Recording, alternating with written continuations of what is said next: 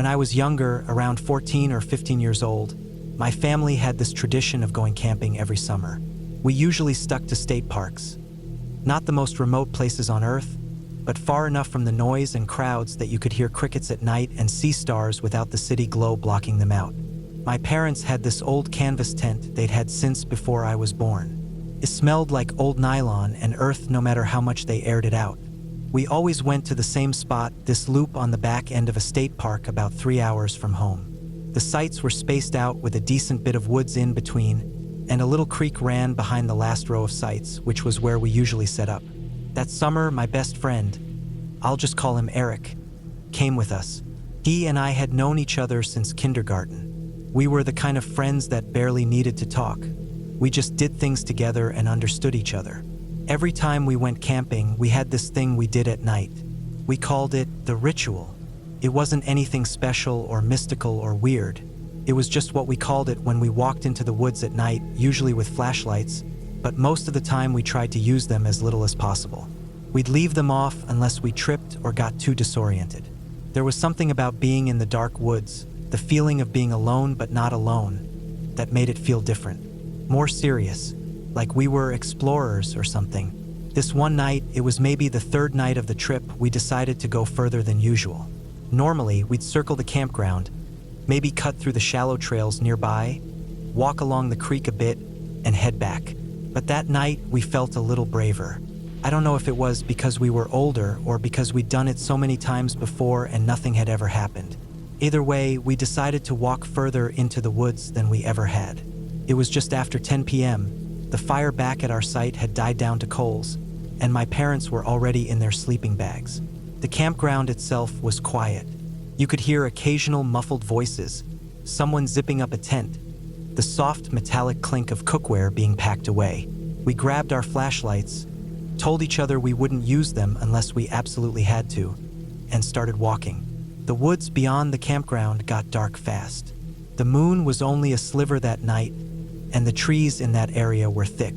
Oaks, pines, some underbrush, but nothing too bad. There was a narrow, unofficial trail, not one of the marked ones, but a path people had clearly used before. It started behind a log where campers must have crossed over the years. We slipped over it and started down the trail, talking a little at first about dumb stuff, school, a girl he liked, what we'd do if we saw a bear, stuff like that. But mostly we were quiet. We walked in a single line, me ahead, him behind. The forest floor was soft, and even with our feet crunching on dry twigs now and then, the silence felt deep. We had gone maybe half a mile in, definitely further than we'd ever gone before when we first heard it. A soft, almost wet kind of whisper, just a low murmur behind us, not too close, but close enough that we both heard it at the same time. We stopped walking. No words passed between us. We both just froze and slowly turned around. The flashlights were out, but still in our hands. I remember my thumb sliding onto the switch automatically. The whispering stopped. I clicked my flashlight on and swept the beam behind us. Eric did the same a second later. The woods lit up in twin cones of pale light, but there was nothing there. Just trees, brush, the narrow path we had come in on. We stood there for a bit, straining our ears.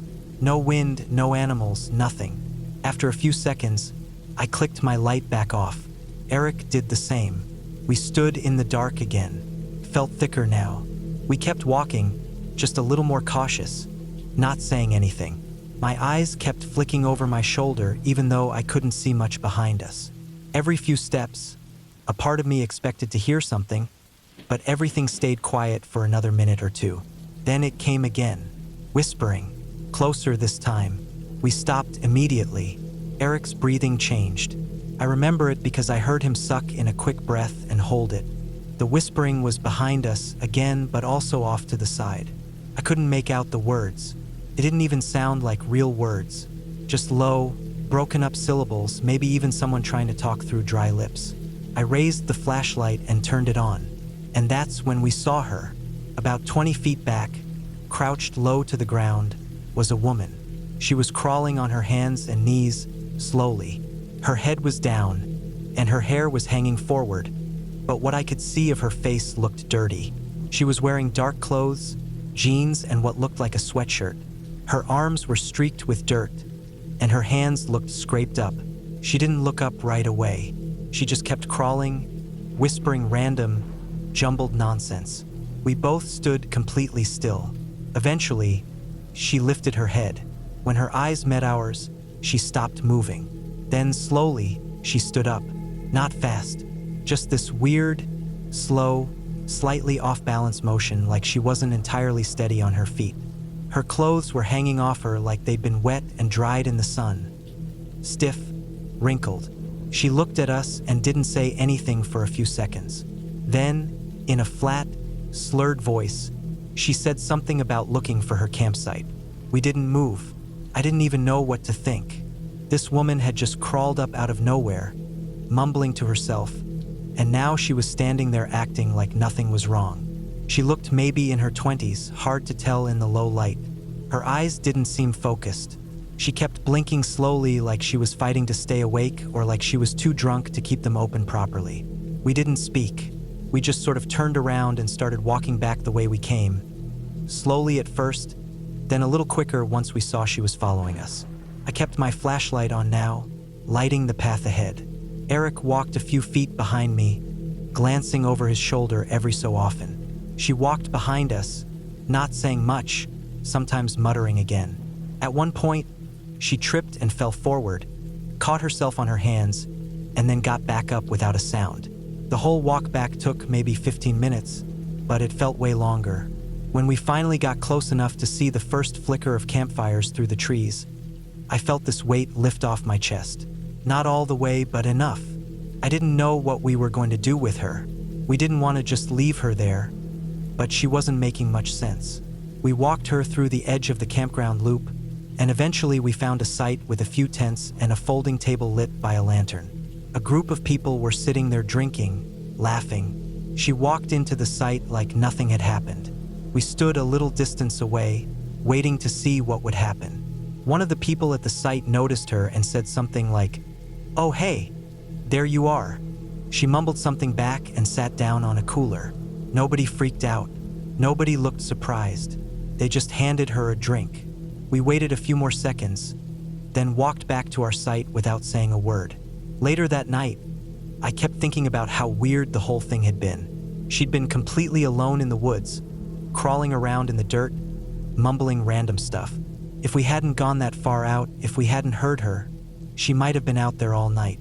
There were no bathrooms out that far, no lights, nothing. And the scariest part, to me, was how no one had even noticed she was gone. The next morning, we saw her again walking to the real bathroom building near the trailhead. She looked more put together, cleaner, wearing a hoodie and sunglasses. She passed by without looking at us. Eric and I didn't do the ritual again that trip. We stuck to the fire, played cards, talked less about walking the woods. When we got home, we didn't even tell our parents about it. Not because we were scared of getting in trouble, but because we didn't know what to say. It sounded made up even to us. But to this day, I still think about how close that was. How easy it would have been for her to just never find her way back. How if we hadn't gone further than usual, we never would have crossed her path. It made me think different about those woods, about how quiet they could be, about how someone could get lost and no one would even notice. It stopped being a game after that. The woods didn't feel like a challenge anymore. They felt real, heavy, like something that could swallow people up and just keep going like nothing happened. That was the last time I did the ritual. After that, I kept to the paths. I met Rick at work. He was already kind of a legend when I started at the mill. Everyone talked about him like he was some kind of character, half joker, half preacher when it came to safety. He only had 3 fingers on his left hand. 2 were gone, just stubs left. He never wore gloves or tried to hide it. He'd wave with that hand like it was nothing. And his favorite joke was how he couldn't wave to anyone without them thinking he was flipping them off. He said it happened so often that he just leaned into it. He used that hand to scare new guys. I saw it myself. He'd walk up behind a fresh hire, all quiet, then slam his hand down on a table and yell something like, "This is what happens when you think machines care about you." The new guys would jump out of their skin, and then he'd laugh and pat them on the back. But right after that, he'd get real serious. He'd talk slow and low, tell them the real story about how he lost those fingers. How one slip-up on a maintenance day cost him forever. How lucky he was it was just 2 fingers. Everyone respected him for that. He was always the first to volunteer for safety drills. He'd inspect the fire extinguishers, double-check the first aid kits. He was always the one reminding people to wear their helmets or lock out the machines before working on them. He'd mess with you, sure, but he also had your back. He wasn't just talk. So when he invited me and a few others on a camping trip, I said yes without a second thought. It was supposed to be just a weekend thing, Friday to Sunday, nothing too far from town. Rick had this spot he loved out by Dunlap Ridge. A few hours drive into the woods, no cell service, just the trees and the creek and the fire. He said he'd been going there since he was a kid. It was peaceful, quiet, the kind of place where you could sit and listen to your own breathing. There were 4 of us, me, Rick, Gary, and this other guy named Brett. We packed our stuff, split the gear, and drove out Friday morning. Rick was in the lead truck, old beat-up Ford that rattled when it idled. I was with Gary in his SUV. Brett was riding with Rick. Took us about 3.5 hours to get out there. The road turned to gravel, then dirt, then just trail. We had to hike the last mile or so with packs on our backs. When we got to the spot, I saw what Rick meant. It was like something out of a postcard. Tall pine trees, a little clearing, the creek trickling over smooth rocks. There was a makeshift fire pit already there, half ringed with stones. A few old logs for sitting, and even a tarp tied between 2 trees where you could sit under if it rained. Rick moved around the place like it was home. He knew where to hang the food, where to set the tents. He even had this little trick with the firewood. He'd wedge sticks under the logs so it burned longer. Said he learned that from his uncle. We set up camp, cooked dinner, beans and hot dogs, nothing fancy, and drank a couple beers by the fire. Rick told stories. Most of them were funny, some kind of weird, about old guys at work who'd nearly blown themselves up by forgetting a bolt, or how one guy found a whole raccoon sleeping in his hard hat. He kept us laughing, but like always, he'd throw in something real. Remind us about that one time he saw a guy fall into a wood chipper, or how you never trust a ladder unless you set it yourself. That night was peaceful, cold but not bad. I heard the creak all night through my tent wall. The fire burned down to coals. I remember feeling safe, oddly enough, like nothing bad could happen out there. Saturday morning, we got up early. Rick made coffee in this old metal percolator, the kind that whistles when it's done. We made breakfast, packed a lunch, and went hiking. There was this old logging road he wanted to show us. He said there were still pieces of rusted machinery from 50 years ago lying around. We walked for hours, found old rails buried in the dirt, pieces of chain, even a bent saw blade half covered in moss. Brett took pictures. Gary mostly complained about his boots. Rick just kept moving, same steady pace the whole time. It was around late afternoon when we got back to camp. I was tired, sore, and my feet hurt. I laid down on my sleeping pad for a bit, and I guess I drifted off. When I woke up, the sun was getting low. The fire was going again, and I could hear Rick and Brett talking, laughing about something. Gary was down by the creek washing his face. I got up, stretched, and went to grab a drink. Rick called out and pointed at the fire pit. There was a metal grate over it now, and he was cooking something. Said it was deer meat. He'd brought it frozen in a cooler and let it thaw. Said it was from the last hunting season, still good. Smelled amazing. We ate like kings that night, meat, beans, potatoes. Then more beers, more stories. After a while, the fire got lower and the mood changed. Rick started talking about accidents again. He got quiet, serious. Said something about how when you're out here, there's no one coming to help. How people get too comfortable in the woods. How one wrong step, one bad fall, and that's it. He said it didn't matter how strong you were or how much gear you had. Nature didn't care. Then he told us this story about a guy he knew. Said the guy was out camping with his brother.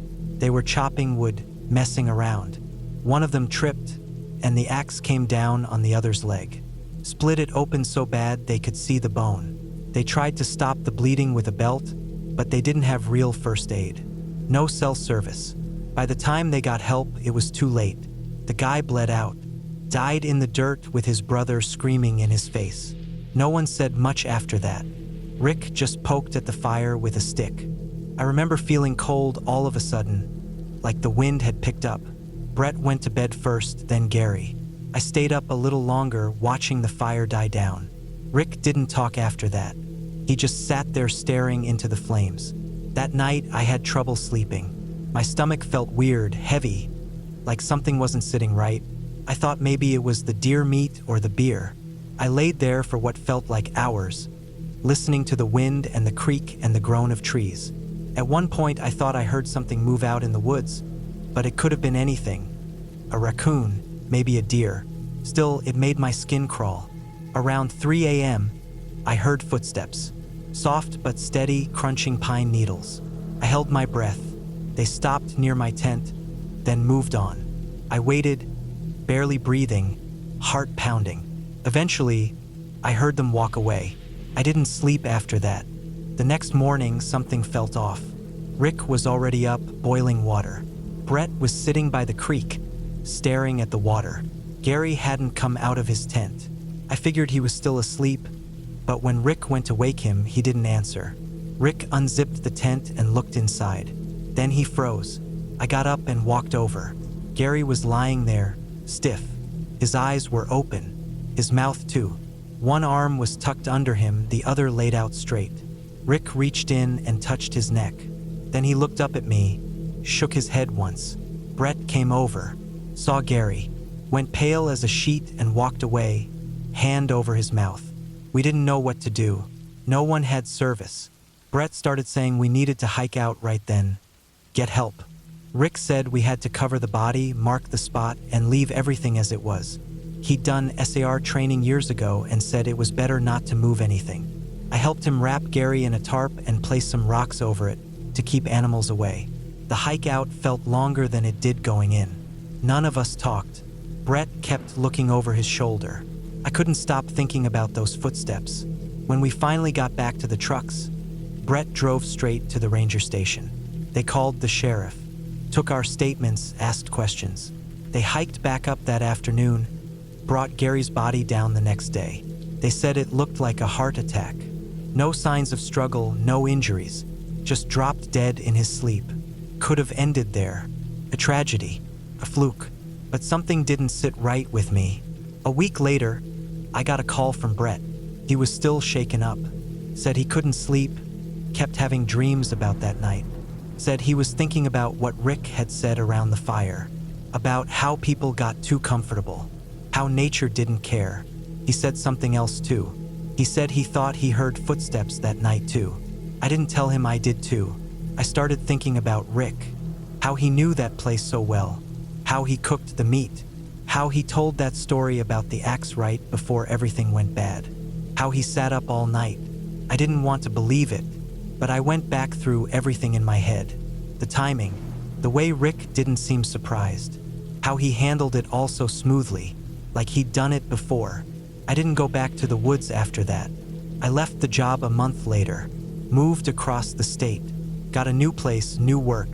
I haven't seen Rick since, but sometimes I think about that hand of his, the way he'd wave, flipping people off without meaning to, the way he'd scare you and then preach safety like a priest, like it was a game to him. Sometimes I think maybe he wasn't just unlucky when he lost those fingers.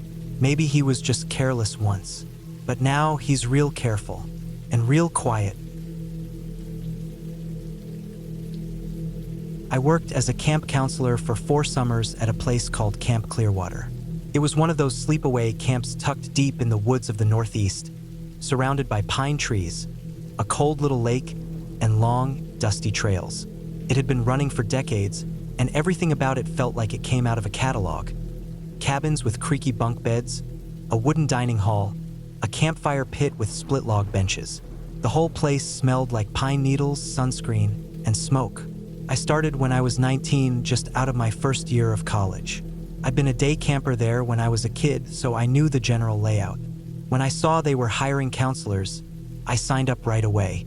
It seemed like an easy way to spend the summer. S'mores, sunshine, and a paycheck. But what I didn't expect was how much I'd end up loving it. The days were long, but they had a rhythm. Wake the kids up, herd them to breakfast, lead them through swimming, crafts, hikes, canoe trips, the usual. At night, after dinner, we'd do a campfire or ghost stories, or just let them run around catching fireflies until curfew. They were city kids mostly, some of them stepping into the woods for the first time. A lot of them were nervous that first night, scared of the dark, of bugs, of the sounds in the trees. That's where the ghost stories came in. Every counselor had their own. You were expected to have one, and the better you were at telling it, the more the kids looked up to you. I come up with mine during my first summer. It was a simple story about a ghost who used to live in the woods near camp. Nothing too gory, nothing inappropriate. But the twist was that the ghost didn't just haunt the camp. He picked people. If you were picked, he'd come for you in the night unless you gave him 2 of your teeth and told him the names of 2 other people he could go after instead. It was just a story. I don't even remember how I came up with it.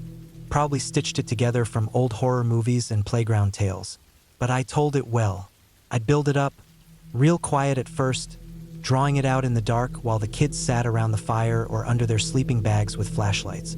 I'd pace my voice just right, let the tension build, and then right at the end I'd do the trick. See, when I was a kid, 2 of my adult teeth never grew in. They just didn't come. No real reason. The baby teeth fell out like normal, but nothing came in after.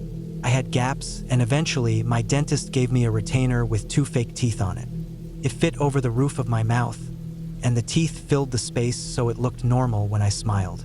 But every time I told that story, right after I explained how the ghost took teeth, 2 of them, I'd pause. Then I'd smile. Why? And I'd pop out the retainer without saying anything. There'd be this awful silence. Just my real teeth and 2 black gaps, right where the ghost supposedly took his payment. The kids would lose it. Screams, gasps, sometimes even tears. I pretend to be confused. What? What are you guys looking at? And then I'd put the retainer back in and send them off to bed, half laughing, half terrified. It worked every time. I used that routine for 3 summers. It became my thing. Other counselors joked about it. Some of them asked me to do it for their kids too. I never pushed it too far. I didn't want to scar anyone for life, but a good scare can go a long way when you're trying to bond a bunch of nervous kids on their first week away from home. But something changed in my 4th summer. That year, I was one of the senior counselors.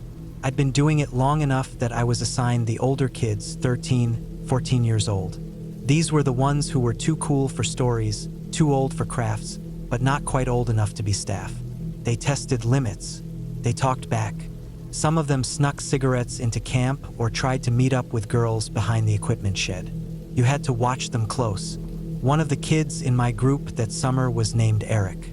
He was tall for his age, gangly, pale, dark hair always in his face. He wasn't loud like some of the others. He was quiet, but not in a shy way, more like he didn't care if anyone talked to him or not. He carried himself like someone who'd seen more than he should have, like he'd grown up too fast. At first, I didn't pay him much attention. He didn't cause problems, didn't pick fights, didn't whine, but he didn't make friends either. It was about halfway through the session when things started to feel off. The other kids were settling in, bonding, goofing off like usual, but Eric wasn't. I noticed he'd stay behind after meals, sitting alone while the others ran off. He'd skip out on hikes, make excuses during swim. A few times, I caught him staring out into the woods like he was listening to something. It wasn't anything dramatic, just small things. Still, it felt wrong. One night, we did a big campfire for the whole group. My co-counselor had left early. He'd caught a stomach bug, so it was just me and 15 kids under the stars. The fire was burning low, the logs hissing as they broke apart. I told the ghost story, like always. I gave it my all, slow build-up, lots of detail, dragging it out until they were leaning forward in the dark. And then I smiled. I popped the retainer out. The reaction was loud, just like always. Shouts, laughter, one kid even fell over backward. Most of them loved it, but not Eric. He didn't flinch. He didn't even blink. He just stared at me, eyes locked on the gaps in my teeth. And then he smiled too. It wasn't a real smile. It was tight, small, like he was keeping something inside. He didn't say anything, just looked at me, smiled like he knew something I didn't. The fire died down after that. I sent the kids to their cabins. I stayed behind to put the last logs out. The stars were clear overhead. The woods were quiet, too quiet. Usually you'd hear crickets, frogs, maybe a coyote way off. That night it was still, like something was holding its breath. When I finally made it back to my cabin, I saw something on my bunk. It was a folded piece of paper. No name, no markings, just sitting there like someone had dropped it on purpose. I opened it. Inside were 2 human teeth. Not plastic, not fake. Real teeth. Yellow at the roots, one with a hairline crack. They were dry, no blood, but I could tell they hadn't come from a model or a toy. My stomach turned. I looked around the cabin, but everything else seemed untouched. My bag was still zipped. My flashlight was on the hook. The windows were closed. I picked up the teeth with a tissue, dropped them in an old coffee can I used for spare change, and locked it in my footlocker. I told myself it was a prank. Maybe one of the kids found some old teeth, or maybe someone thought it would be funny to scare me using my own story. But the part that got to me was the detail, the timing, the fact that there were exactly 2 of them. I didn't sleep much that night. The next morning, I did bed checks. Everyone was there. No one looked guilty. Eric was sitting on the porch rail, staring at the lake. I kept an eye on him the whole day. That afternoon, one of the other counselors came to me, said he found something weird near the boys' latrine. A small hole dug in the dirt with something inside. I followed him out there. Sure enough, about 100 feet from the cabins, tucked into a spot under a pine tree, was a shallow hole lined with small stones. Inside was another piece of paper folded tight. I pulled it out. There were 2 names written in blocky letters. One was mine, the other was Eric's. That night, I stayed awake. The cabin was quiet. The kids were sleeping, the fans were humming. I kept the flashlight in my lap and the footlocker locked. Around 2 a.m., I heard footsteps outside, not on the trail, right outside the cabin wall. Slow, deliberate. I sat up, heart pounding. The steps circled the cabin once, then stopped. I didn't move. I didn't even breathe. After a minute, they started again, moving away into the woods. In the morning, there were bare footprints in the dirt outside. Just one set. No shoes, no socks. I didn't say anything. What could I say? That a kid was trying to scare me with my own story? That someone was leaving teeth and names in the woods like some kind of ritual? I just kept my mouth shut and made it through the next week, barely sleeping. The day before that session ended, Eric came to me. He said he wanted to leave early. No explanation, just wanted to go. His parents came and picked him up that night. After he left, the weirdness stopped. No more notes, no more teeth. The rest of the summer was normal, quiet, almost boring. I kept those teeth. I couldn't bring myself to throw them away. They stayed in that old coffee can, wrapped in tissue, locked in the bottom of my closet long after I stopped working at camp. Part of me wanted to believe it was all a joke, some messed up prank by a kid who knew how to push buttons. But another part of me knew better. I told that story 100 times, laughed every time I scared some kid half to death, used my own weird teeth like a punchline. But stories have power. And maybe, just maybe, when you tell them enough times, someone starts to believe them. Maybe someone starts to live by them. I still have that retainer, still have those gaps. But I don't tell that story anymore. And I don't smile wide in the dark. Started off like most trips I've taken. A break from everything. Too much time behind a desk, too many screens, too many things going on all at once. The kind of mental pressure that doesn't explode, just slowly tightens in your chest until every small task feels like dragging a weight. I wanted space, real space. Trees, wind, maybe some rain. A few days out where my phone didn't work and I could sleep without headlights flashing against my window. I picked a spot on the map I'd never been to, not far from a forested area I'd seen in an online forum. Nothing famous, nothing even marked properly on Google Maps. One guy posted a grainy photo of a wide creek running through some pine trees and said it was about 3 miles off a fire road in the Midlands. That's all I had. That and a weekend without plans. I packed everything I normally take. Tent, thermal sleeping bag, gas burner, tinned food, water filter, Small hatchet, flashlight, batteries, charger brick.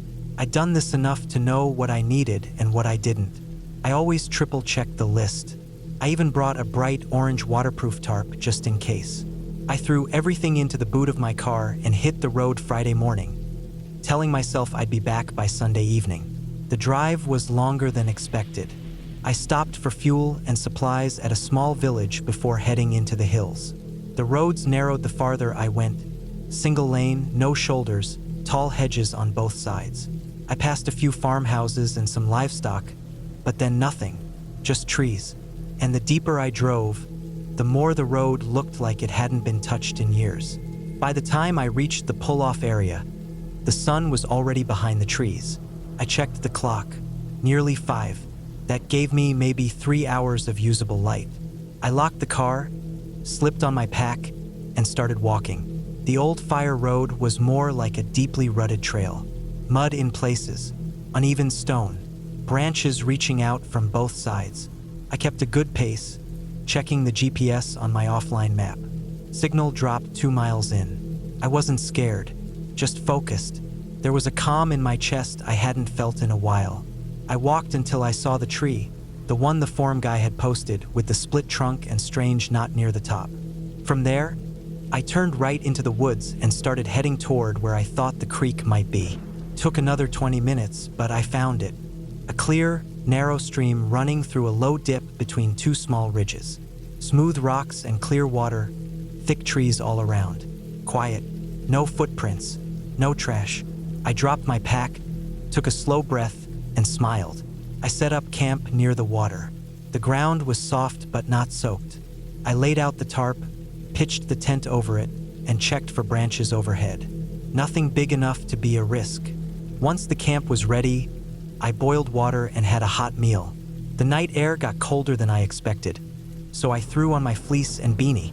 I lay in my tent after dark, listening to the wind pass through the trees. It wasn't dead silence. There were birds, little rustles of animals in the underbrush, the soft sound of the stream trickling over rocks, but it was natural, predictable. I slept better than I had in weeks. The second day was uneventful. I walked upstream for a while, then climbed the ridge to get a better view. Trees for miles. I didn't see a single soul. No footprints, no fire pits, no wrappers or bottles. Felt like I had the world to myself.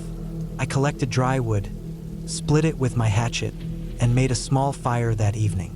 I sat with a can of stew and watched the last bit of light vanish between the trees. I was starting to think this might be the best solo trip I'd ever taken. Then I saw the shoe. It was the next morning. I just finished packing up a few things and was walking maybe 30 yards downstream to where the water got wider. I was planning to wash up and filter more water for the day. I stepped over a fallen log and there it was. A single black trainer. Muddy, laces gone. The sole looked almost new, but the rest was crusted with dry dirt. It was just sitting there, sideways on the moss. No second shoe, no tracks, no bag or torn clothes, just a shoe. I stared at it for a long minute. Something about it didn't sit right. People lose shoes, sure, but not way out here. There was no trail, no path. This wasn't a popular spot. Someone would have had to come the exact route I did or wandered through random brush to end up here. And even then, why lose one shoe and leave it? I didn't touch it. I walked back to camp and made breakfast like normal, but my eyes kept drifting toward the trees. I wasn't relaxed anymore. Not paranoid exactly, just uneasy. That feeling got worse around noon. I was sitting on a rock near the fire pit when I heard a faint crack, like a stick breaking. It came from the ridge above me. It wasn't wind. It wasn't an animal scurrying. It was deliberate. One step, then nothing. I stood up slowly, scanned the trees, waited. 10 minutes passed. No more sounds, no movement. I told myself it was a deer, maybe a fox, maybe the branch just gave out on its own. But I felt it in my gut, that sense you get when someone's watching you. It hung in the air like humidity. I stayed close to camp the rest of the day. Packed some things in case I had to leave quickly. Left the firewood stacked neatly. Checked my knife and flashlight. That night I barely slept. Every sound was louder than usual. The air felt wrong, too still, too warm. At one point, I thought I saw a flicker of movement through the mesh of the tent, a shadow against shadows. But when I sat up and looked, there was nothing. When I got up in the morning, the second shoe was there, about 10 feet from the first. Same brand, same condition. This one was pointed toward my tent. I froze. That wasn't chance. That wasn't wildlife. That was placed. I did not eat. I did not sit. I packed my bag as fast as I could without rushing. I checked my compass, marked the direction back to the car, and started moving. I didn't follow the creek this time. I cut through the trees, angling back toward the fire road. I wanted distance. I wanted out. The forest was quiet, not peaceful, dead. No birds, no insects, just the crunch of my boots and the breath in my ears. I kept looking behind me, checking the ridge lines, listening. Every so often I thought I heard something, a faint shuffle, a whisper of movement, but it was never there when I stopped. An hour in, I found something else. A sock, not mine, dirty, damp, tangled in the branches of a small bush. I didn't stop to think. I moved faster, heart pounding, legs burning. I hit the fire road and didn't stop walking until I saw the glint of my car in the distance. That should have been the end of it. I should have left, driven home, and forgotten it ever happened. But when I got to the car, I saw the scratches. Long, thin marks across the driver's side door, like a knife or a rock dragged in slow arcs. Not keyed, not random, just marks.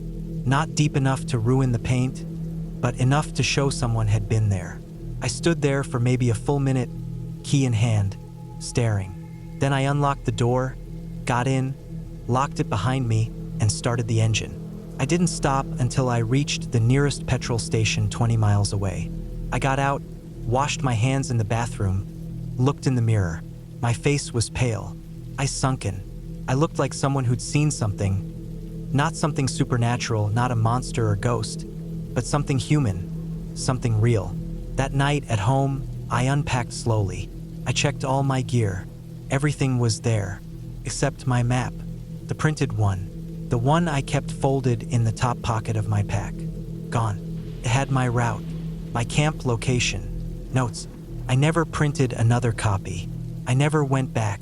Weeks later, I saw a thread online, another forum post. Someone talking about an abandoned fire road in the Midlands. Described the same tree with the knot, the same ridge, the same stream. They said they found a sock. I closed the tab. I didn't reply. I didn't save the thread. Some trips clear your head. Some remind you how beautiful the world can be when you're alone in it. Others remind you that you're not the only one out there. Not always. And some people, for whatever reason, don't want to be seen. But they'll see you, and they'll follow. I was 17 the summer we went camping way out in the mountains. It was me and 3 of my close friends from school, guys I'd known since we were kids. We were young, stupid, and thought we were invincible. We'd done a few camping trips before, mostly close to home, but this time we wanted to push it a bit further. We wanted to get out where there weren't other campers nearby. Just us, the woods, and silence. We picked a long weekend at the end of summer, packed our gear into a couple of old hiking packs, and planned a hike out into the mountains that would take most of the day. The trail was barely maintained, and we had to climb over fallen logs, push through dense brush in places, and cross a couple shallow creeks. The further we got from the main trailhead, the less like a trail it felt. By the time we found a flat, semi-clear patch of ground to pitch our tents, we were scratched up, sweaty, and dead tired. The spot we found wasn't anything special, just a break in the trees with enough flat ground for our tents and a bit of space for a fire pit. But it felt secluded, and that was the point. We were surrounded by thick trees and undergrowth. The forest floor was full of dry leaf litter and twigs that crunched and snapped under every step. You couldn't sneak up on anyone here if you tried, and that actually felt comforting at the time. We set up our tents just before sunset. One of my friends, Mark, got a small fire going while the rest of us unpacked and laid out sleeping bags. We ate quick, mostly just canned stuff and jerky, and sat around the fire as the light faded. The woods out there were dense, and when it got dark fast. No moon that night either. The trees were too thick for any real starlight to get through. When the fire burned down low, we put the last few embers out with some water and climbed into our tents. The air was still. It was that kind of night where sound travels forever. I could hear my friends in their separate tents, shifting, unzipping sleeping bags, rustling around. After about 10 minutes, all of that stopped, and it was just quiet. The kind of quiet where your ears almost start to ring. I didn't fall asleep right away. I never do, especially on those first nights out in the bush. I usually lie there for a while just listening, letting my body calm down after the hike. That's what I was doing when I heard the first noise. It was just a soft crack, like a footstep on a dry twig. It wasn't close, but it wasn't far either. Maybe 30 feet out. It was followed a few seconds later by another crack. Same kind of sound. Not rushed, not random. Felt like something moving with purpose. Something walking. My ears perked up and I held my breath. I told myself it was probably just a possum or a wallaby nosing around.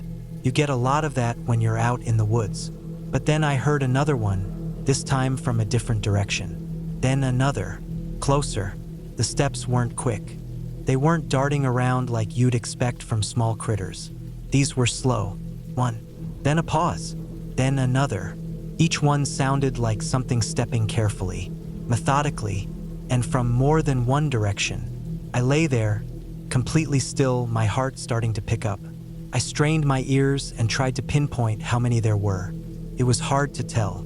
3, 4, maybe more? The thing that started to make my skin crawl was how evenly spaced the noises were around the tent.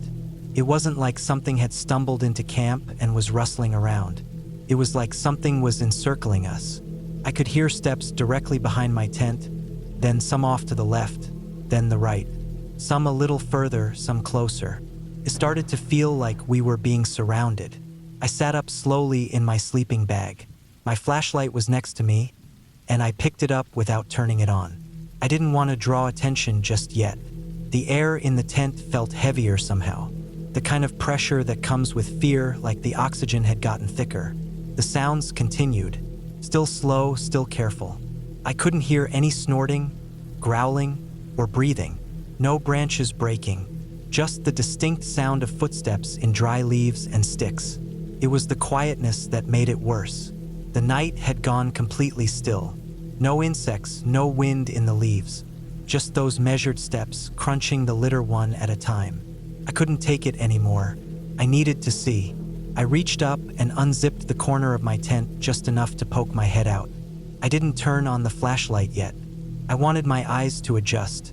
It was pitch black out there, almost impossible to see anything. I waited a few seconds.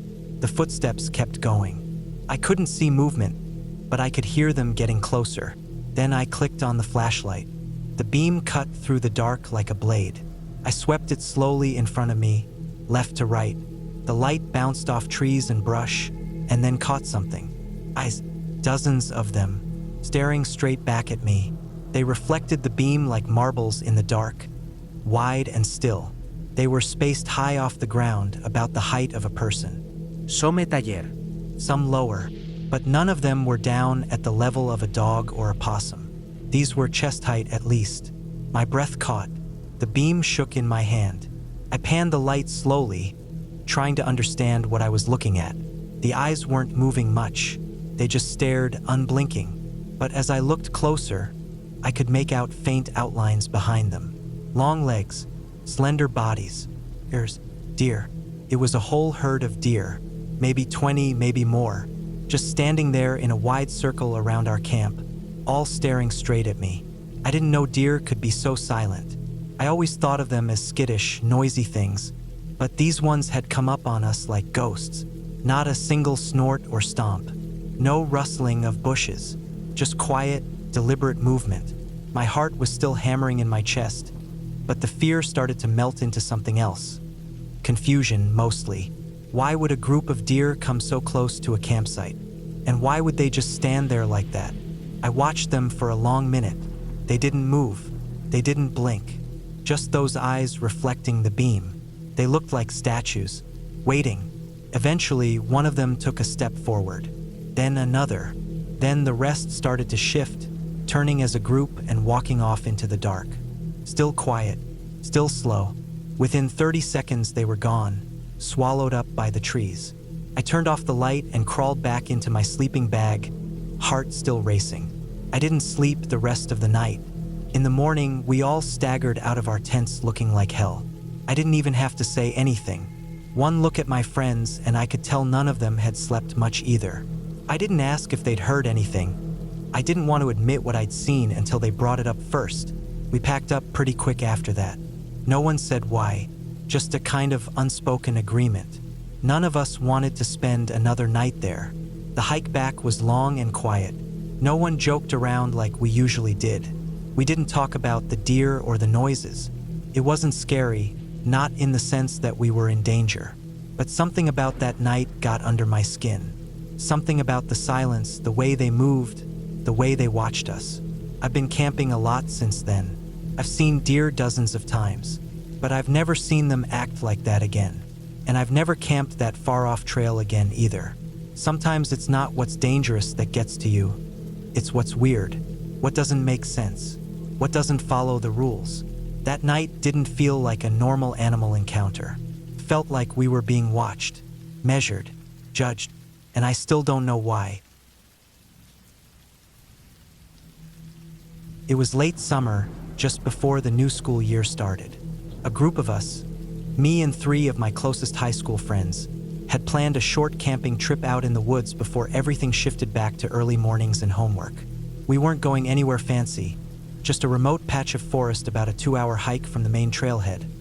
Far enough to feel alone, but close enough that we weren't in real danger of getting lost or stranded. We'd been there once before, earlier that spring, so we figured it'd be a good place to return to and wrap up the summer with something memorable. We'd left around noon, parking at the trailhead and heading up with our packs. It was hot that day and the climb wasn't easy, steep in a few places, and the late August air was still thick and muggy. We were sweating through our shirts by the time we made it to the clearing. It was a small flat space, surrounded on all sides by a dense wall of pine and oak. The trees were tall and tight, letting in very little light, and the undergrowth was thick in every direction. But the clearing itself was perfect, mostly flat, quiet, and just big enough for the 4 of us to spread out our tents and build a fire pit. We dropped our packs and got to work, collecting wood, setting up the tents, checking the area for anything sketchy, snakes, poison ivy, whatever. One of us dug a small pit for the fire, and we stacked up dry branches in the middle of it. There was a small stream about 10 minutes away from the clearing, which we used to fill up our bottles after boiling some of the water. By the time everything was set, it was early evening. The sky had gone from blue to hazy orange, and the tree line threw long shadows over the clearing. We ate simple stuff, trail mix, canned soup heated up over the fire, a few hot dogs speared on sticks and roasted. Nothing fancy. Mostly we just talked, joked around, and sat back watching the flames pop and flicker. It had been a long day. Once the sun dipped out completely and the woods turned black around us, the fire became our only real light. No moon that night, not one we could see through the clouds anyway, and the trees made it even darker. It was the kind of dark where you can't even see your hand in front of your face unless there's a fire or flashlight. By midnight, 2 of the guys had already turned in. They weren't far off, just a few feet away in their own tents, zipped up and probably passed out. I stayed by the fire with one other friend, both of us sitting in camp chairs and listening to the crackle of the flames and the occasional rustling of wind through the trees. We didn't say much, just sat there. It was peaceful, quiet in a way you never really get when you're near town. No traffic, no dogs barking, no people talking in the distance. Just the woods, just the fire. At around 2 a.m., the fire had burned down to a low flicker. A few red coals glowed in the ash, throwing just enough light to see maybe a few feet beyond the circle of rocks we'd laid around it. My friend had gone to his tent by then, and I sat alone, finishing off a bottle of water and listening to the forest. That's when I heard the first rustle. It was soft, could have been anything, a squirrel maybe, or a bird shifting in the trees. But it was steady, not just one noise, but a pattern. Soft footfalls through dry leaves, something moving, I turned in my chair and looked out into the black trees.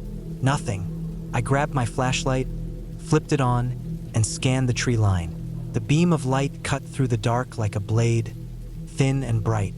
I moved it slowly left to right, watching the beam reflect off the bark, catching glints off dew or spider webs. Nothing looked out of place. I shut the light off again, chalking it up to my imagination or some harmless animal, and leaned back in my chair. But then I heard it again. Closer, still soft, but clear now. Something coming through the leaves. Not charging, not stomping, just moving forward slowly. It was coming from the trees behind me. I spun around, flicked the flashlight back on, and pointed it directly at the sound. Nothing again. No movement. No eye shine. No branches bending. Then, just as I lowered the beam, something darted out of the woods. It was small, real small. I barely had time to register what it was before it shot past the edge of the fire and straight into the coals. I heard a loud, sharp hiss as it hit. Something wet met something red hot, and the whole fire snapped and crackled like someone had dumped water on it. I jumped out of my chair, flashlight flying out of my hand. A horrible smell filled the air. It was like burning hair and cooked meat mixed with something sour and rotten. I could see the thing writhing on the coals, its tiny body twisting and flailing in the heat. The fire lit up enough for me to finally see it clearly. It was a mole, not a big one, maybe the size of a lemon, but thick and black and alive just seconds before. Now it was cooking alive right there in front of me. His little paws kicked and curled up tight. The fire hissed again as more of its fur burned away. Couldn't look away. I didn't want to watch, but I couldn't stop. The sounds it made, those short, high-pitched squeals, were sharp enough to cut through the quiet night like glass. It wasn't screaming, not in a way you'd call human, but it was something close enough that it made my chest tighten. By the time the others unzipped their tents and came running out, flashlights in hand, still groggy and confused, the mole had stopped moving. Its body was half buried in the glowing coals, one paw stuck up stiff, like it had been frozen mid-motion. The smell was worse now, thick and oily, and it made us all gag a little. No one said anything. No one had to. We just stood there, flashlights aimed down at the scorched little thing in the middle of our fire pit. I didn't sleep the rest of the night. I just sat up in my tent, knees to my chest, wide awake and trying to shake the image out of my head. Not just the mole itself, but the way it ran toward us. The way it didn't slow down. The way it almost seemed to dive into the fire on purpose. I told myself that wasn't possible. Animals don't do that. They avoid fire, even the dumb ones. But I had seen it. We all had. The next morning, the air was cool and quiet. Everything felt heavy. None of us talked much. We tore down camp slowly, not in a rush but not dragging it out either. When it came time to clean up the fire pit, we didn't want to just leave the mole there. Felt wrong, like littering or disrespecting something, even though it was just an animal. We found a flat piece of bark and used it to scrape the remains, what little was left, out of the coals. Came up in chunks, some of it stuck to the blackened rock. Bits of bone and flesh and fur all melted together. We carried it a short distance into the woods and dug a hole with our boot heels and a stick. Not deep, maybe a foot down. We placed the burned body in and covered it with dirt, smoothing it out with our hands. One of us placed a flat rock on top. We stood there for a minute after that, just kind of staring at it. No one said anything, but we all felt it. It was just a mole, but the way it died, the timing, the movement, the noise, it shook us up in a way we couldn't really explain. We hiked back out that afternoon. The woods felt different on the way down. Quieter, but not in a peaceful way. It was like everything had gone still. No birds, no wind, no squirrels darting between trees. Just us and the trail. We didn't stop for breaks. We didn't take pictures like we had on the way up. We just kept walking, one foot in front of the other, all the way back to the parking lot. When we got to the car, we dumped our packs in the trunk and sat in silence for a while before starting the engine. I remember turning around one last time to look back at the tree line. You couldn't see the clearing from the lot, but I knew exactly where it was. Somewhere beyond the wall of trees, hidden deep inside the woods, was a small fire pit with a pile of cold ashes and a tiny grave just a few yards away. We never camped there again. And for a while, I thought I'd just forget about the whole thing. It was weird, yeah, but it was just one of those strange things that happen sometimes. But even now, years later, I still think about that mole. I think about the way it ran into the fire like it was being chased, or like it was running from something worse, or maybe not running at all, maybe drawn to it somehow. Whatever it was, it didn't feel normal, felt wrong, and I've never looked at a campfire the same way since.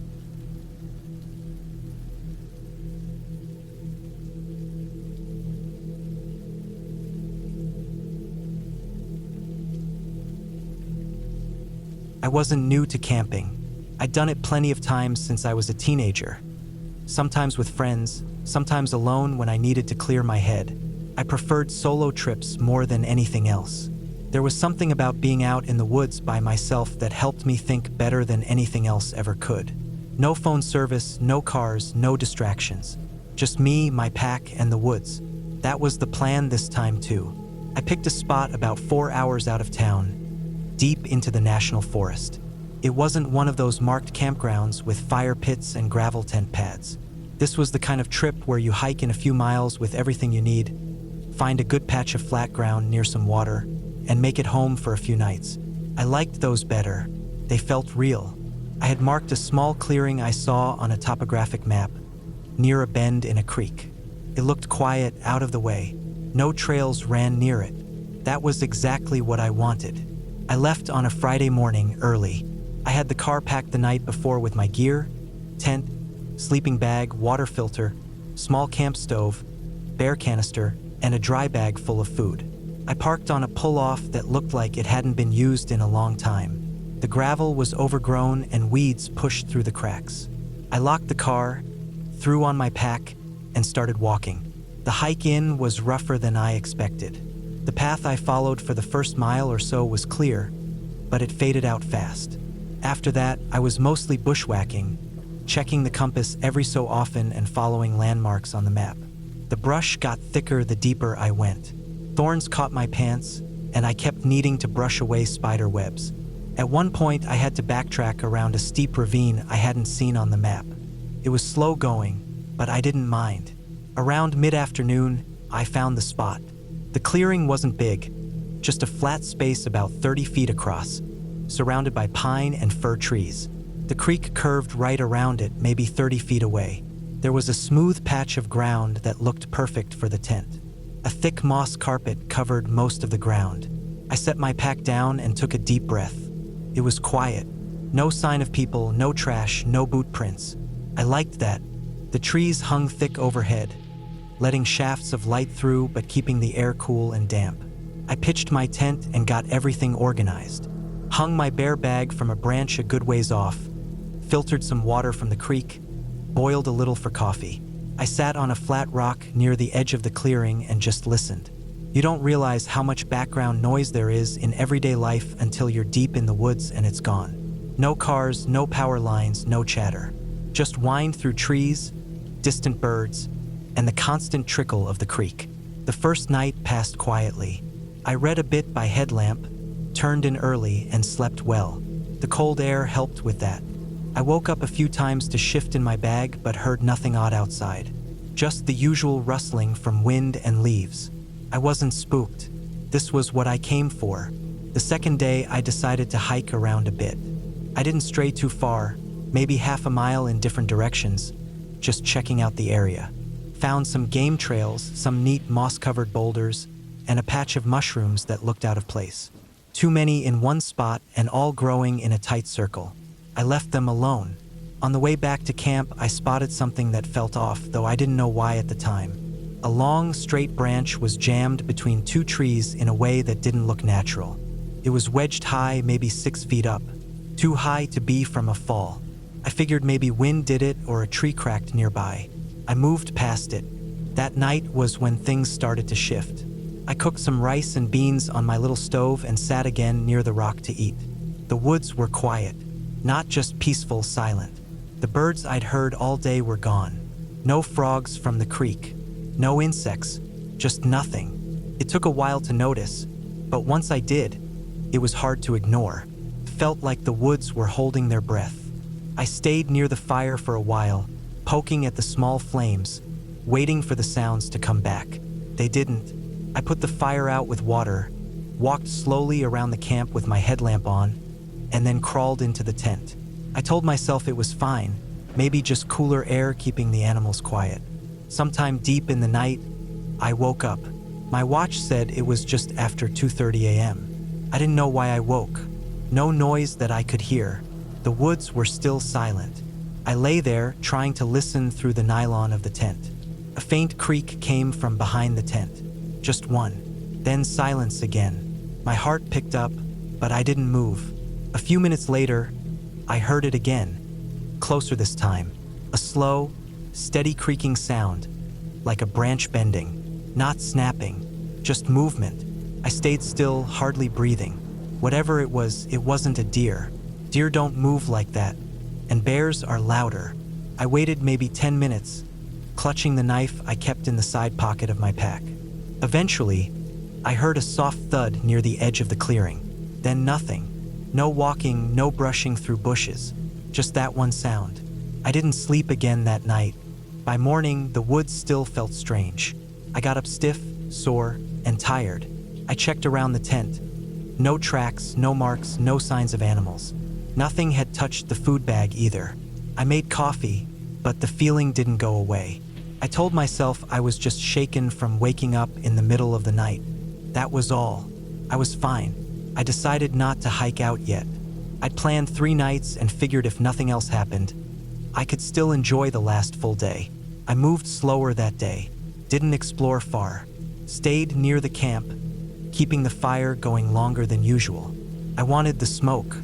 Felt like protection. Late in the afternoon, I walked a short loop and came across something I hadn't seen before. Strips of birch bark torn clean from a tree in wide. Even strips, all stacked in a neat pile at the base. That wasn't normal. I looked up. The tree was tall, no branches low enough for me to reach even if I jumped. Something had peeled that bark off. Cleanly, not shredded or scattered like a bear would do. Peeled, stacked. I left it and walked back faster than I normally would. That night, I didn't cook. I ate a cold meal from a pouch and zipped myself into the tent before dark. I didn't want to be outside any longer than I had to be. Again, I woke around the same time. It was cold in the tent, and the kind of stillness outside that doesn't feel right. My ears strained in the quiet. Then I heard it again, creaking, same as the night before, but slower.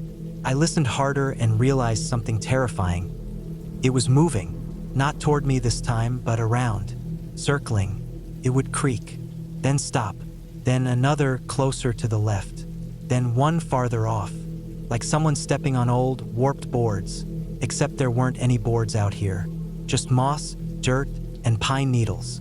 And then it stopped completely. Nothing, not even wind. I lay there gripping my knife again, heart pounding so loud I thought it would give me away. Then something brushed the side of the tent. Not hard, just enough to press the fabric in like a hand tracing it. It moved slow from one end to the other. I couldn't move. I didn't even breathe. Paused at the door zipper, then slid away. I don't know how long I stayed like that. Maybe hours. I waited for light. The moment the sky started to gray, I burst out of the tent, looked around fast. Nothing. No one. No marks on the tent. No prints in the moss. That was it. I was done. I packed everything as fast as I could. Didn't even bother with breakfast. I didn't care about cleaning up camp properly. I was gone. I slung on my pack, grabbed my knife, and started hiking back out. The way out was worse than the way in. My nerves were shot. I heard every branch, every bird, every squirrel like it was a threat. I moved fast, barely stopping to rest. I was just over 2 hours into the hike out when I saw it. Something was hanging from a low branch near the trail I'd marked coming in. It wasn't there before. A strip of that same birch bark, tied in a loop with a twist at the top, like a noose. I didn't stop. I didn't look at it long. I pushed past, faster than before. I got back to the car by mid-afternoon, tossed the pack in, locked the doors, and didn't look back. That was almost a year ago. I haven't been camping since. Not alone. Maybe not ever again. I still think about it sometimes, especially at night. I tell myself there's a logical explanation. Maybe someone else out there, some hermit living off the grid, someone watching. Maybe it was just coincidence or some kind of old structure creaking in the wind. But the way it moved around my tent, the silence, the bark, the loop on the trail. No animal does that. I didn't report it. What would I even say? There was no proof, and I didn't want to give anyone a reason to call it a joke.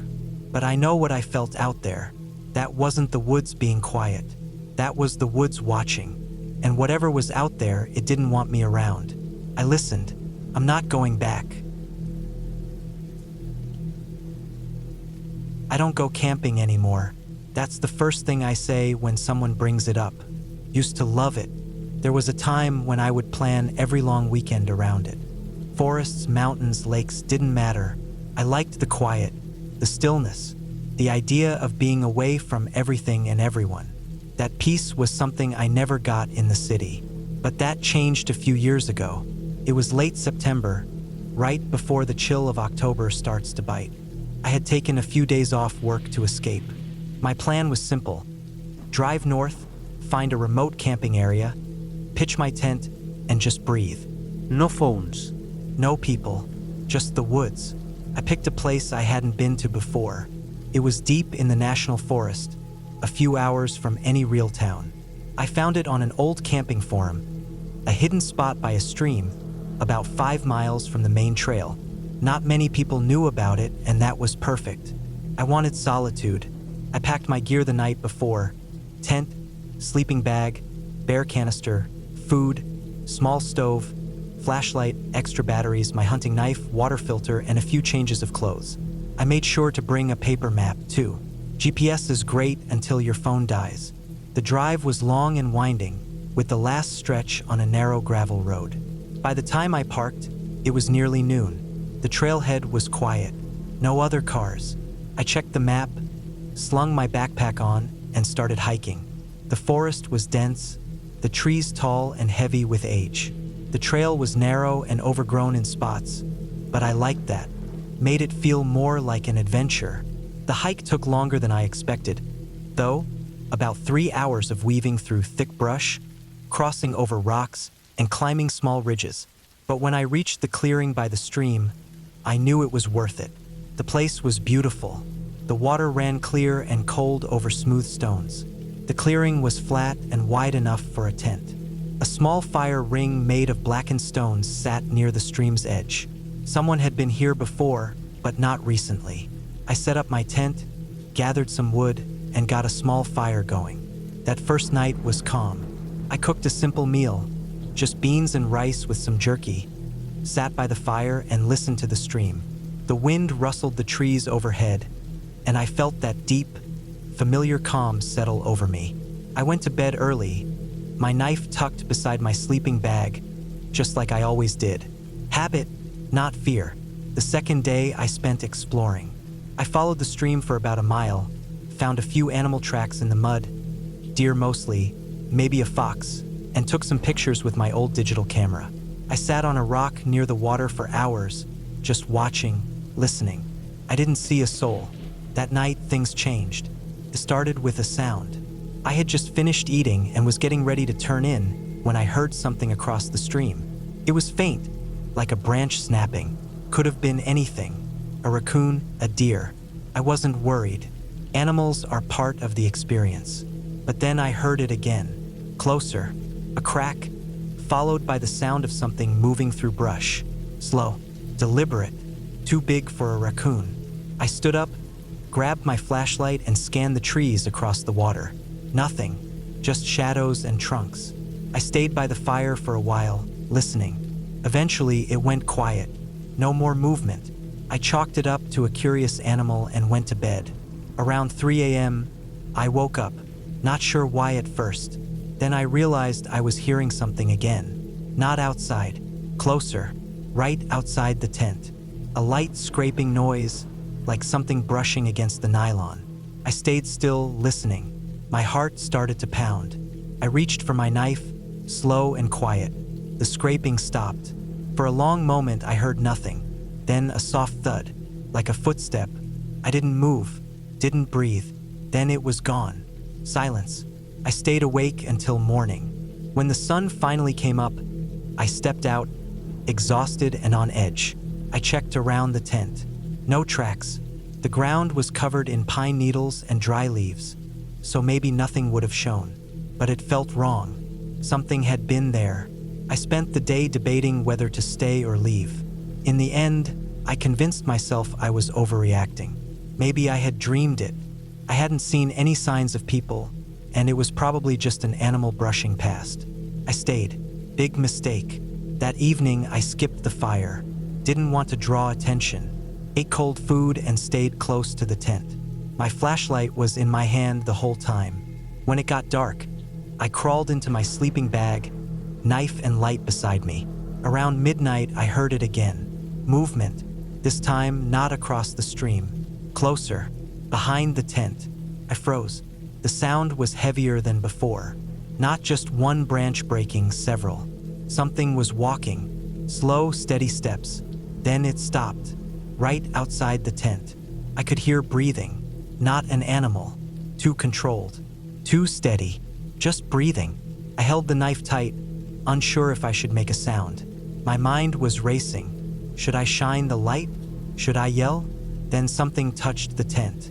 A finger. I swear it was a finger. It dragged slowly down the side. I could see the pressure on the nylon. Just one long, slow stroke from top to bottom. I didn't move, didn't breathe. Then nothing. Just like before, it went silent.